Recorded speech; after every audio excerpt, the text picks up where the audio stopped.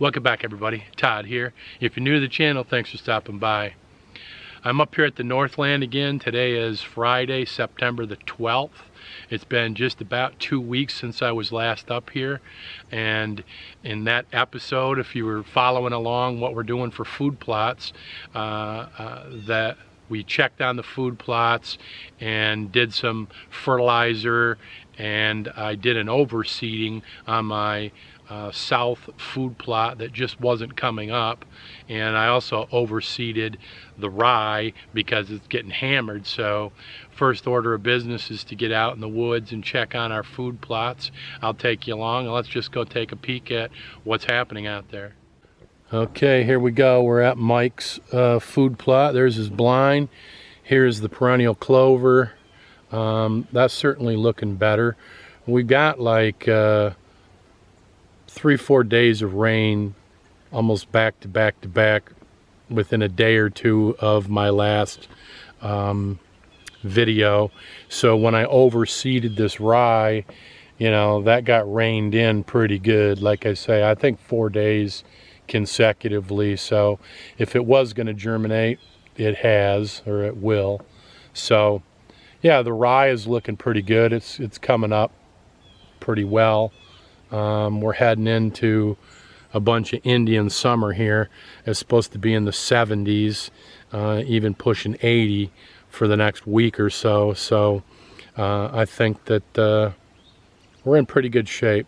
They are expecting rain on Saturday, which is tomorrow, so that wouldn't hurt my feelings at all. All right, here I am at my northwest food plot. The winter rye is looking pretty good. It looks like it's coming in good. It's certainly established roots, so now when they're eating on it, they're not pulling it out by the roots. There's the clover end, and then there's that mock scrape that I put together, licking rope and scrape. Let's go over and take a look and see if there's any scrape activity. Just kind of looking around the base of it, there does not seem to be any scrape activity.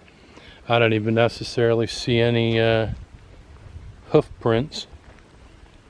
There's that rope. I kind of doused that in vanilla to try to prime the pump a little bit, get the deer to start licking on it and nosing it. We'll go ahead and scrape this up again and see what we can do. Here's the blind. Last time I made sure that I kind of cut all my branches off and got my shooting lanes all cleaned out. So that mock scrape is like 35-yard shot, maybe just inside 35 yards from the blind. There's that stake out there in the middle, that is 35 yards. Just a refresher, this is all clover down here. It's only the second year. It's been like 1 full year, so it's going to take a while for this to fill in with the clover, but it'll come. And then that's all an annual, and it is winter rye. So we planted this, we overplanted it again. I did a broadcast seeding over top of that about 2 weeks ago, and then about 4 weeks ahead of that is when I planted this originally, Labor Day weekend, Saturday of. So we're about 6 weeks into this rye now. I mean, you look in here, there's just ridiculous amount of deer tracks everywhere. And you got everything and their brother in here eating on this. I mean, these doves have been in here and they're eating all that seed that was laying on top. I don't know what's been digging here. It's not unusual to have bears come in here and dig around for grubs and stuff. But we've got trail cameras up, so I should be able to take a peek at what's been out here. But man, this is all dug up. Look at how bad this is dug. Something's really been ripping on this stuff. Look at that.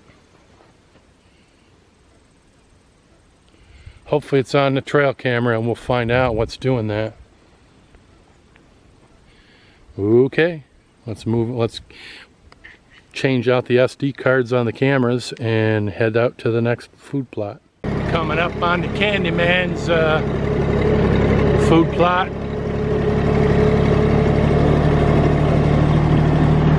Shooting house is right there.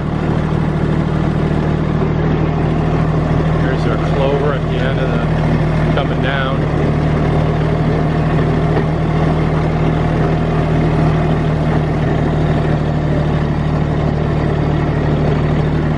Clover's looking pretty good. I think that fertilizer helped. Certainly getting a little bit of rain helped.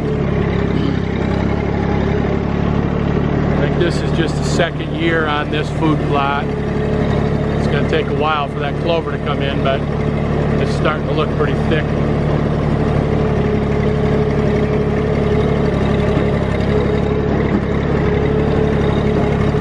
Yep. Again, right up there is the blind shot.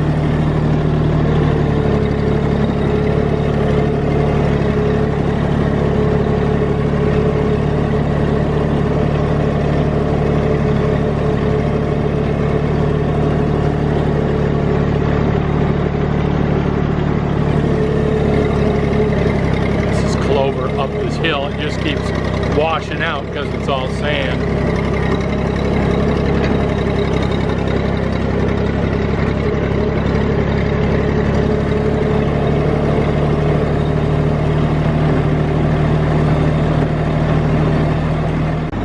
Coming up on my south food plot, you can see the clover on the trail. That clover's looking great.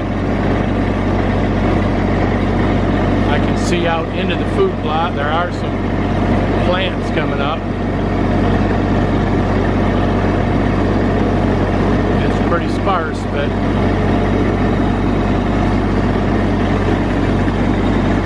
it's not completely bare. Let's get off and take a closer look. Pretty sad looking food plot for 6 weeks after it's been planted. And then another 2 weeks. I overseeded it 2 weeks ago again. And that stuff got rained on, like I said, at least 3-4 days in a row at least. And nothing to show for it. So we're done with the Whitetail Institute seed. That'll not happen again. So what's my move? Throw some rye in there. Yep, I think that's the move. Put some rye down, mix it in. Just a good look before I overseed this with rye and rake it in with the landscape rake. I mean, there is vegetation growing. There's a lot of weeds too, but it's not completely void of plant life. But man, I can't just run with this. If I can infill this with rye, it certainly isn't going to hurt. Okay, that's my baseline that I'm working off of. I don't see how I can do any worse. Here's the seed I'm going to put down on it, Wheeler rye. And I'm going to hit it hard too. I got about 25 pounds there and it's all going to go on there. And then I'll just use the seeder right there.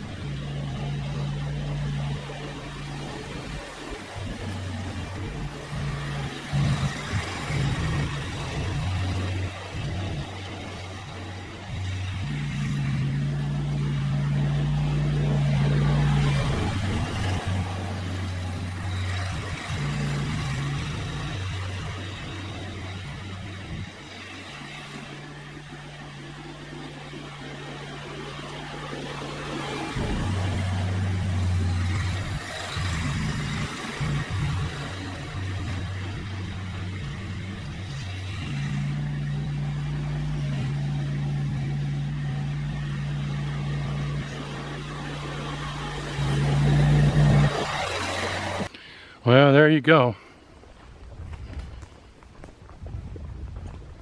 Looks to me like we really didn't tear up any of the stuff that was coming. See? I think we're all right. And we definitely got the rye covered in dirt largely, so here's our Hail Mary. Let's see what this turns into for us. Well, that's going to be a wrap for this video. I appreciate you guys tagging along as always. Hey, do me a favor and hit that thumbs up and subscribe down below, and then we'll see you back here on the next one. We'll be back to see what this turns into for us.